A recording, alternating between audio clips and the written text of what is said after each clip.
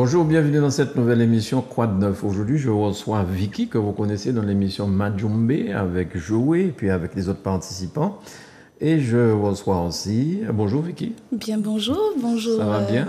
Bonjour, très bien, très très bien. Alors, on va essayer de la faire en français, cette émission, parce que je ne maîtrise pas le créole comme toi. Il n'y a pas de problème, les deux nous appartiennent. Très bien. Et nous avons aussi sur le plateau Johan. Bonjour Johan. Bonjour.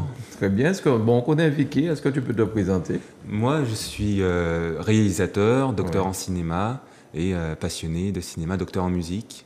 Et passionné de cinéma et de musique, spécialiste des questions d'écriture cinématographique et audiovisuelle et des relations entre musique et image. Très bien. Ouais. Alors, vous êtes tous les deux, vous avez fait un voyage, vous faites partie de la délégation de la Martinique. Vous êtes rendus au Togo pour le Festival international d'histoire d'Anéo, si je vois bien. Oui, c'est ça. Tu peux nous en dire deux mots, Vicky, peut-être? Alors, le Festival international d'histoire d'Anéo se déroule au Togo. Donc, Anéo, c'est la deuxième ville du Togo. C'est une ville, effectivement, qui a un passé lié à l'esclavage, puisque c'est de là que partaient les négriers, entre autres. Et Anéo, effectivement, tous les ans, organise un festival au cours duquel on réfléchit à nos sociétés africaines et afrodescendantes et surtout aux perspectives données au développement de ces sociétés. Comment l'Afrique, le Togo, dans cette ville, les Martiniquais, les Antillais sont perçus? Parce que souvent on entend dire que le peu de temps où j'ai passé en France, on disait oui, les Africains n'aimaient pas les Antillais. Est-ce que c'est cette perception-là qu'il faut garder, ou toi qui as été là-bas, quelle est ta perception? Alors, il y a je dirais, c'est comme partout, il y a deux visions de l'Antillais.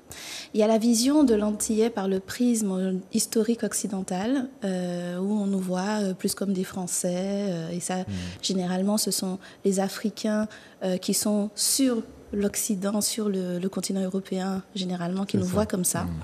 Et puis, sur le continent africain, c'est autre chose. Sur le continent africain, on nous voit comme les frères qui ont été amenés malgré eux ailleurs.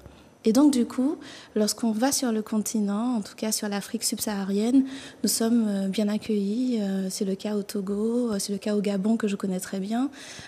Oui, effectivement, nous sommes très bien vus, en fait. Et c'est généralement pour eux un bon signal de voir que leurs frères reviennent sur la terre-mère. D'accord.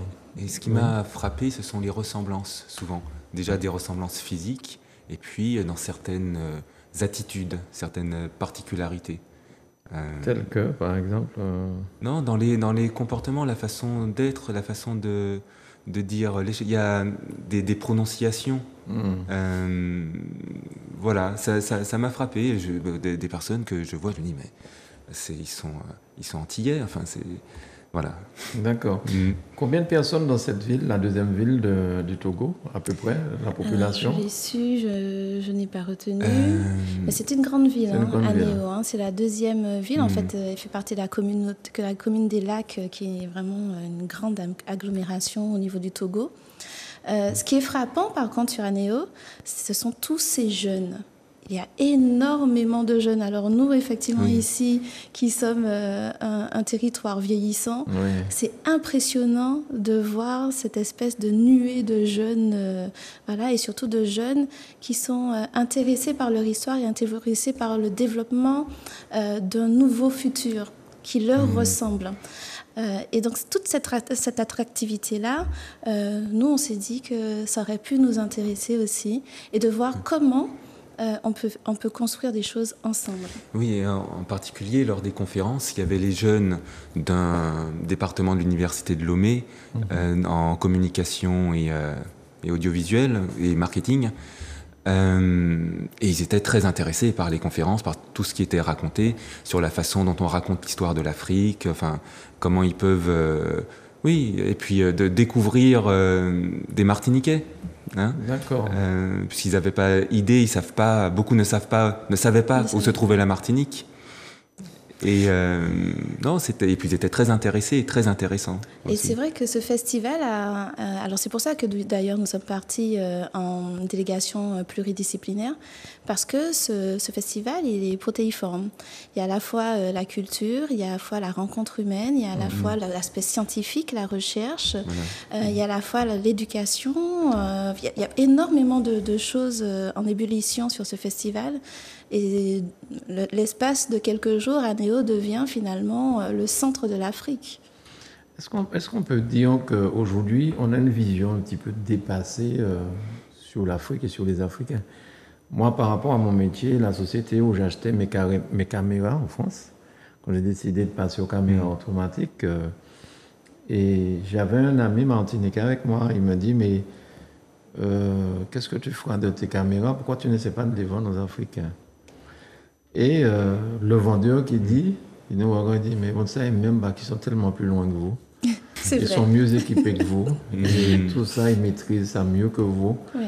Aux Antilles, ça c'était resté dans ma tête, quoi. On a une fausse idée, en fait, de ce qui se passe en Afrique. Et c'est bien que des gens comme vous y alliez, que vous puissiez raconter ce que vous avez vu de vive voix. C'est vrai, en fait, ça concourt à notre histoire. C'est que nous avons toujours eu une vision par le prisme de l'occidental, et au démarrage par le prisme du colon, qui n'avait aucun intérêt à nous dire l'Afrique c'est bien. Donc du coup, c'est vrai qu'on a grandi comme ça, avec des images d'un misérabilisme africain, de difficultés sans nom. Oui, les choses ne sont pas roses en Afrique, mais comme partout ailleurs, en fait, sur le continent africain, mais comme partout ailleurs. On va rappeler que l'Afrique, c'est de nombreux pays. Ce n'est pas un pays, l'Afrique, c'est un continent. Et que les réalités d'un pays à l'autre sont diverses. Et aujourd'hui, c'est vrai que cette jeunesse africaine, notamment, est en train d'avancer à pas de géant. Et rappelons aussi que nous faisons partie de cette jeunesse africaine, puisque nous sommes des afro-descendants. Donc, nous avons beau être ailleurs, éloignés du continent africain, mais nous n'en demeurons pas moins des Africains. Et c'est vrai que ça peut surprendre. Tu parlais du matériel. Lors des conférences, ils ont tout ce qu'il faut pour filmer, des caméras modernes, tout le matériel moderne pour filmer et prendre les conférences. Par-delà ces conférences, on voit les constructions dans le bâtiment. Enfin, on était dans des zones urbaines surtout, et ils sont tout à fait développés. Et donc, effectivement, celui qui a, comme tu dis, cette vision misérabiliste, il peut être surpris. Surpris par ça, oui. Et tu parlais du Gabon aussi, que tu connais? Oui, puisque moi, j'ai vécu quelques années au Gabon. Et le Gabon, c'est la même chose. Le Gabon, c'est un grand pays, c'est un pays riche. Ça, les gens ne le savent pas, mais c'est un pays riche. Et les Gabonais ont ça de singulier aussi, qu'ils eux aussi développent leur propre modèle. On l'a vu notamment avec la chute du président Bongo. Ils ont décidé par eux-mêmes de faire partir quelqu'un qui n'était pas, à leur sens, adapté à la situation, à leur situation présente. Mais pour autant, il n'y a pas de guerre civile au Gabon. Pour autant, ils ne se tiraillent pas dans tous les sens. Ils sont en train de construire, mais à leur manière. Et je pense que c'est ce travail que nous avons à faire, c'est faire preuve d'altérité et ne pas accepter les gens en tant que ce qu'ils sont avec leurs propres besoins, accepter leur construction propre, même si nous, ça nous paraît farfelu ou autre, mais c'est leur construction propre. Nous aussi, ici, nous faisons des choses qui nous sont propres et que les autres peuvent regarder avec un regard un petit peu avec perplexité, pardon. Mais oui, il est peut-être temps de réfléchir tous autant que nous sommes à nos besoins et à cette construction propre que nous devons faire. Et alors, quelque chose justement qui m'a frappé, c'est la tranquillité des gens. C'est marrant. On a l'impression qu'ici, on se bat beaucoup plus, il y a plus de conflits dans le monde occidental, etc. Et là-bas, les gens entre eux, les relations humaines ont l'air, en tout cas, beaucoup plus cool. D'accord. Alors Vicky, tu m'expliquais juste avant l'émission que les colonisés et les colonisateurs, apparemment, ils ont réussi à pouvoir se parler et avancer. Alors le Togo a une histoire particulière, puisque le Togo n'a pas connu une colonisation, mais 3. Donc une allemande, une anglaise et une française. Bon, comme toujours, malheureusement, celle qui a laissé le plus de stigmates, c'est la française. Mais effectivement, alors, ils ont ça de particulier, qu'ils ont réussi à avancer avec cette histoire. C'est qu'ils n'ont pas oublié. Ils ont bien en tête tout ce qui s'est passé.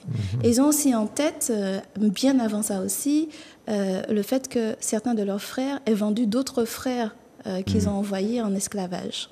Ça, ils l'ont bien en tête.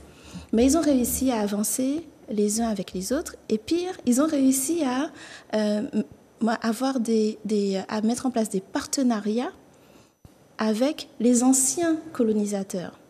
D'accord. Et du coup, de ce fait, ils ont rééquilibré les rapports de force. Et alors que la Martinique était toujours sous le joug de l'esclavage, le Togo, lui, était déjà en train de construire sa propre destinée aux mains des Togolais eux-mêmes. D'accord. Et c'est vrai que depuis ça, c'est vrai que Yohan dit qu'on sent qu'ils sont en paix. Oui, ils sont en paix. Ce sont des personnes qui sont étonnamment apaisées. Étonnamment. Et qui, du coup, nous disent, nous, on comprend ce que vous dites, on comprend ce que vous vivez, parce que nous, de notre côté, on a vu la déportation. Vous avez vécu l'esclavage. Et il y a des stigmates à guérir, mais il faut que vous arriviez à dépasser ça. Alors attention, quand on dit dépasser, c'est pas oublier, il faut que ça oublier. Quand on dit dépasser, c'est tirer les enseignements de ça. Donc déjà, pour tirer les enseignements, il faut que nous connaissions l'histoire, nous. Donc on va commencer par ça, connaître notre histoire, en tirer les enseignements, et ensuite définir de qui nous sommes. Par exemple, on a vu dans Majumbe, on a posé la question de c'est quoi être un Martiniquais. C'est compliqué. Peu de personnes savent répondre à ça. Et donc déjà, peut-être définir ça pour tracer notre chemin. Et alors, tu posais la question, est-ce que c'est possible ici, facilement? Moi, je pense que c'est possible si on pose la question justement des réparations, de la reconnaissance de certaines choses, qui se fait ailleurs, en Angleterre, aux États-Unis, qui a beaucoup plus de mal de se faire avec la France. Et alors je pensais à quelque chose sur le regard qu'on a sur notre histoire, sur l'esclavage. Par exemple, le cinéma français, le premier film qui parle de la Shoah, il date de 1942, avant la fin de la guerre. C'est Le Dictateur de Charlie Chaplin. Le premier film qui parle de l'esclavage français, il date de 2008, c'est un film comique. C'est Casse Départ, un film qui tourne un peu en dérision l'esclavage. Parallèlement, en Angleterre, dans la même période, vous avez 12 Years a Slave, qui est un film réellement solide, sérieux, sur cette question-là, en Angleterre. Et on voit la différence. On voit la différence, la difficulté en France de traiter son histoire et son passé, à ce niveau-là. On parlait tout à l'heure là, de la Barbade, de la Caraïbe. La Barbade est devenue une république maintenant, avec une présidente, je crois. Oui, et en plus, avec un accompagnement de l'Angleterre. Chose que nous, ça sera peut-être compliqué qu'on ait ça de la France un jour. Mais oui, la Barbade a fait ce chemin et est en train de devenir d'ailleurs un État fort, vraiment fort. On a des exemples dans la Caraïbe dont on peut s'inspirer. Et je pense qu'aujourd'hui, on a cette chance d'avoir les réseaux, Internet, qui nous permettent de nous ouvrir à bien des peuples. Et peut-être qu'il faut qu'on jette un œil sur ce qui est en train de se faire pour pouvoir, nous, s'inspirer, je ne dis pas copier-coller, s'inspirer de ça pour qu'on puisse avancer de façon vraiment intrinsèque. Mais je suis très étonné lorsque je regarde des films anglais. D'ailleurs, le Premier ministre anglais actuellement, c'est un Indien. Oui. Et je suis très étonné de voir l'implication de toutes les tendances. Les Noirs, les Indiens... ils sont à des postes élevés dans la police. Certains ont été maires de certaines communes, des choses qu'on n'a pas l'impression qu'ils pourraient arriver de sitôt en France. Parce je vois mal un Martiniquais Premier ministre là-bas. Ils ont déjà dépassé ça. Et c'est une double difficulté. L'une des questions qui se posait au Festival d'Anéo, c'est comment on raconte notre histoire de notre point de vue. Là, du point de vue de l'Afrique, mais pour nous, ça se pose de la même manière. Comment on maîtrise notre image, pour nous-mêmes et pour les autres. Et pourquoi pour les autres? C'est pour qu'ils aient une autre vision des afrodescendants, enfin, ou des, comme on dit, des minorités, j'aime pas trop ce terme, mais voilà, et donc qui puissent un peu mieux s'insérer et avoir des postes, etc. Et c'est une vraie question, la question du narratif, la question de quelle image on donne quand on fait des films, enfin dans n'importe quoi, n'importe quel divertissement, on donne à certains types de personnes en fonction de leur origine. Mais on regarde ici, je ne peux même pas citer un poste important à la Martinique avec un Antillais à la tête. Hein. Oui. Que ce soit la police, la justice ou la douane, enfin bon. C'est pas pour jeter l'opprobre sur les gens, c'est une réalité. C'est comme ça que c'est. Alors que Sarkozy avait dit à l'époque, à diplôme égaux, on mettrait des Martiniquais à ce genre de poste. Ça n'a jamais existé, je crois. C'est là où on dit qu'on a un travail à faire. Et ce travail, il est vraiment, je mets un point d'honneur dessus, il est dans la connaissance de nous-mêmes et de notre histoire.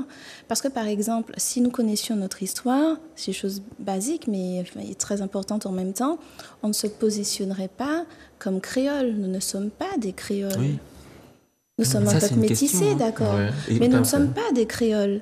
Et il y a des choses comme ça qui sont essentielles du point de vue de l'éducation, du vocabulaire, à remettre au centre pour que nous ayons une construction beaucoup plus apaisée et valorisante. Et est-ce que nous-mêmes, on ne remet pas tout le temps l'esclavage sur le tapis? C'est-à-dire, quelque chose se passe, tout de suite on revient à ça, avec le côté négatif. Donc voilà, c'est l'esclavage qui nous a mis là. Et les gens qui revendiquent, ils mettent ça tellement souvent sur le tapis qu'à la rigueur, ça ne sortira jamais de la tête des gens. On ne peut pas oublier ça. Eh ben, Oui, vas-y. Pour te répondre, tu poses la question, est-ce qu'on ne remet pas l'esclavage tout le temps sur le tapis? Très bien. Dans quel film? Dans quelle série télévisée? Dans quelle œuvre diffusée en France? Voilà. Dis-moi. À quel moment on va percer? À quel moment on va Quand est-ce qu'on en parle de façon nationale? Dans quoi? En fait, le problème, c'est que tant qu'on n'ira pas dans le fond des choses et qu'on n'ira pas percer, crever l'abcès et dire les choses réellement, une bonne fois pour toutes, et voir ce qu'on en tire de bon, de mauvais, une bonne fois pour toutes, pouvoir se regarder aussi dans la glace et reconnaître nos déviances par rapport à ça aussi.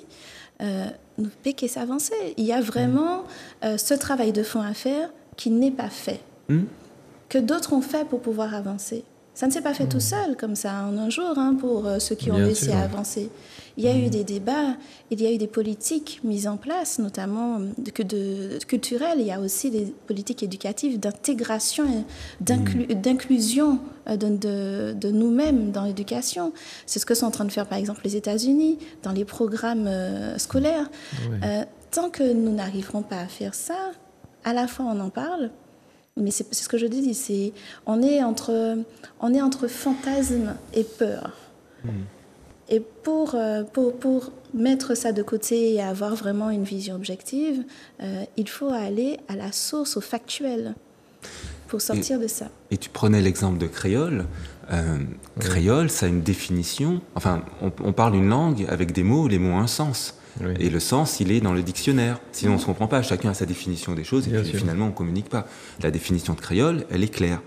Je cite précisément « personne de race blanche, née ou originaire, je ne sais plus, donc d'ascendance européenne, née dans les anciennes colonies d'Europe ». La définition, c'est ça, tout simplement. Donc, dans le dictionnaire, on parle là quand je t'entends dire ça, on parle des béquets, en fait. Oui, exactement. C'est ça. Et quand les béquets disent tous créoles, ils ont raison, ils sont tous créoles, mais pas nous. C'est-à-dire que l'on soyons afrodescendants ou indo-descendants ou syro-libanais, nous ne sommes pas créoles. Eux sont créoles. Mais à un moment, ça fait partie des choses qu'il ne faut pas voir comme un tabou. Et le dire, ce n'est pas une déclaration de guerre non plus. C'est juste factuel. Et il faut qu'on soit face à ça. Et on a tout un travail à faire. Une fois de plus, je vais appeler nos autorités à faire ce travail-là. Il faut qu'à un moment donné, on ait une politique claire, cohérente, qui fasse que nous arrêtions d'être transparents dans cette société martiniquaise. Il faut qu'on arrête d'être aveugle aux réalités martiniquaises. Est-ce qu'on va dire par exemple, à des descendants d'Indiens qu'ils sont créoles? Non, ils ne sont pas créoles. Ils ne sont pas créoles. Ils sont peut-être, sur plusieurs générations en amont, d'origine indienne. Aujourd'hui, ils sont martiniquais. Idem pour les descendants de Syro-Libanais. Ils sont martiniquais. Hier, j'ai eu par exemple une question sur YouTube ça m'a touchée. Je me suis dit, waouh, on en est là.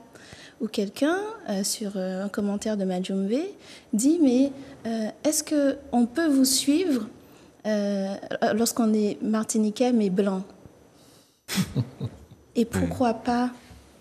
D'accord. Voilà, donc en fait, si on en est à se poser ces questions-là, c'est que nous avons beaucoup de choses à nous dire et à élucider. Mais aujourd'hui, bon, déjà, le temps de l'émission est terminé. Il y a déjà l'année. Mais aujourd'hui, est-ce que la France même veut nous aider à nous en sortir? Ça, je ne sais pas. Si nous ne prenons pas les choses en main nous-mêmes pour essayer d'avancer, comme tu as dit, sans se faire la guerre. Mais l'émission que vous faites là, Majumbe, est révélateur de beaucoup de choses.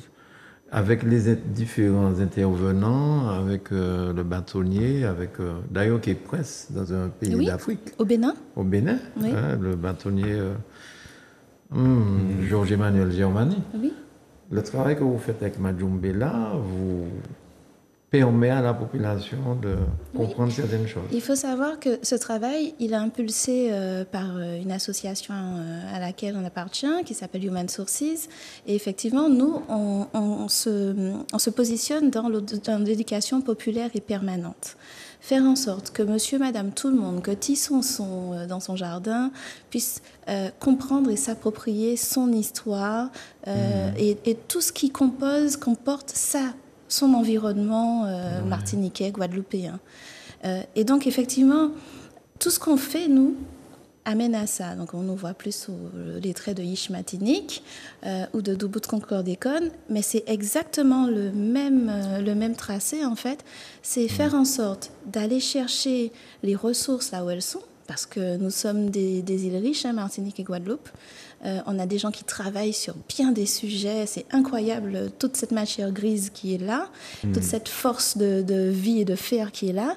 Et puis, on leur dit, voilà, maintenant vous faites ça, venez expliquer ça à la population, venez échanger avec des personnes que vous ne voyez pas d'habitude, et ça va vous permettre aussi d'enrichir votre travail. Parce que le chercheur n'est pas grand-chose s'il n'a pas la matière qui est monsieur, madame, tout le monde. Oui. Et puis, il faut pouvoir le diffuser à la population aussi. Donc, trouver tous les moyens à travers des émissions, à travers le narratif, des films, voilà, tous les moyens pour que la population prenne conscience. Alors, une dernière question, Manuela, très rapide pour la réponse. Vous qui venez de là-bas, comment l'Africain qui est là-bas au pays vit ce que le Mali, le combat que le Mali est en train de mener aujourd'hui? Parce qu'on montre que d'autres pays africains se mettent ensemble pour essayer de... Comment l'Africain là-bas vit ça? L'Africain n'est pas un tout, donc je ne dirais pas pour l'Africain. En fait, ce qu'on a pu constater, c'est qu'effectivement, il y a un esprit de recherche d'autodétermination. Et donc, ce qu'on a vu qui peut paraître violent dans les propos du Mali, en réalité, ne l'est pas tant que ça. C'est juste dire nous sommes et nous voulons être reconnus. C'est ça. Et donc, cette démarche-là, bien sûr qu'elle est vue d'un bon œil d'autres États africains, puisque c'est ce qu'ils cherchent tous quasiment à faire, à différents niveaux. C'est ce qu'il cherche à faire. Le Togo, singulièrement, c'est ce qu'il fait depuis très longtemps. Et le Togo, en plus, lui, c'est un pays de paix qui, justement, sert de médiateur aux autres pays africains lorsque quelque chose d'important se produit.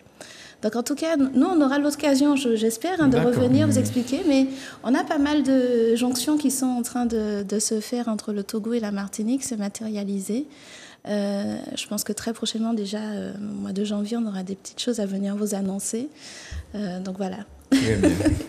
Merci beaucoup Vicky, merci Johan d'être venu à Zouk Télévision nous donner des nouvelles fraîches du continent, enfin du Togo, puisque vous étiez là-bas pour le Festival international d'Anéo. Merci beaucoup à tous les deux et à bientôt pour Majumbe à la fin de ce mois, je crois. Exactement. Très bien. Merci à Manuela pour la réalisation, merci à vous chez vous et puis à très vite sur Zouk TV. Bye bye.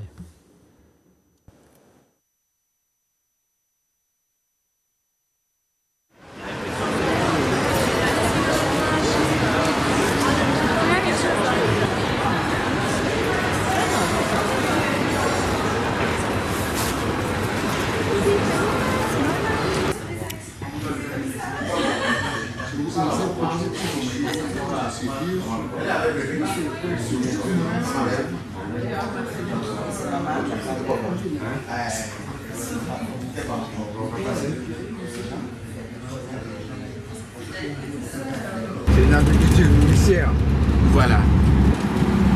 Ça nourrit. Son peuple, c'est très bon. Ce n'est pas parce que les autres en Europe et autres là font la culture. Merci, monsieur le maire. Donc, vous êtes la bienvenue. Mon cher confrère, vous êtes la bienvenue. Vraiment. Asseyez-vous. C'est le même sang, c'est la même couleur de la peau. Et si vous promenez dans notre ville. C'est vrai, hein, C'est naturel. oui, ça fait partie des choses Que nous gardons toujours.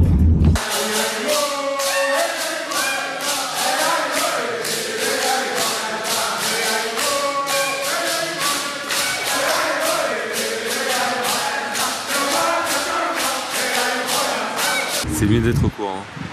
Et là où glissant est malin, c'est que glissant dit. C'est vous d'abord. C'est les avis en face d'Haïti pour réclamer la rançon. C'est l'armée.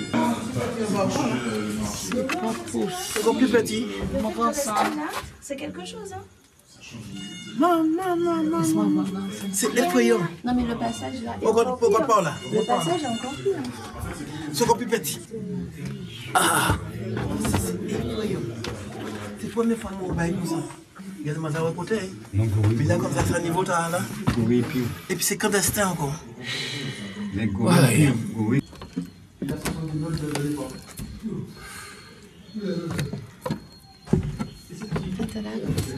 Ah non, t'as C'est les clés du coffre, ça fait. Oui, sans doute.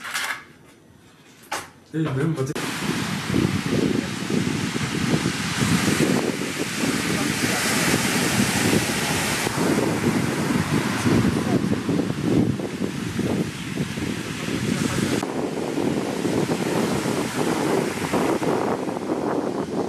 et il prononce, lui, il veut payer, ah non, toi, on te fait.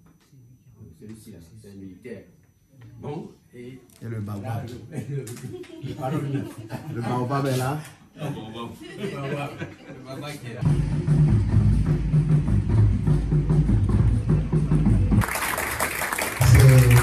Merci beaucoup. Merci. Jusqu'à ce niveau qui va être repris totalement. Donc voilà le studio. Eh bien, dans Madagascar, du continent américain, de toute part, inscrit sa colonisation dans la Nouvelle-France, partie des États-Unis. Voilà, la première partirait pas d'ici si je n'obtiens pas. La deuxième chose, que nous soyons connectés en permanence avec les médias du continent africain pour que effectivement les voix soient concordantes, soient cohérentes.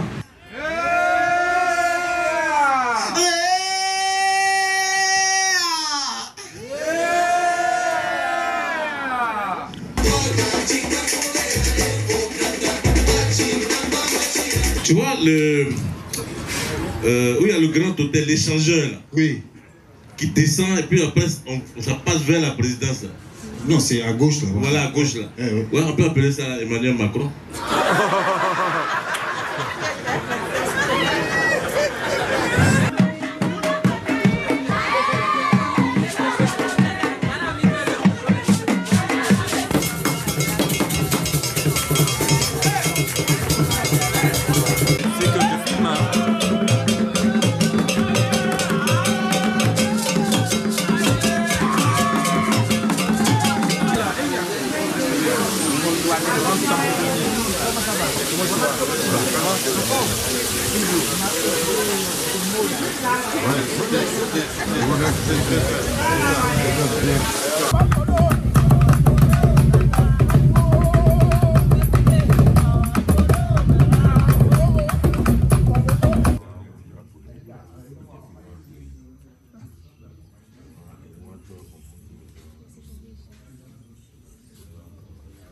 C'est le voyage, c'est un instrument, le tambour, tam-tam qu'on trouve dans l'océan qui vient.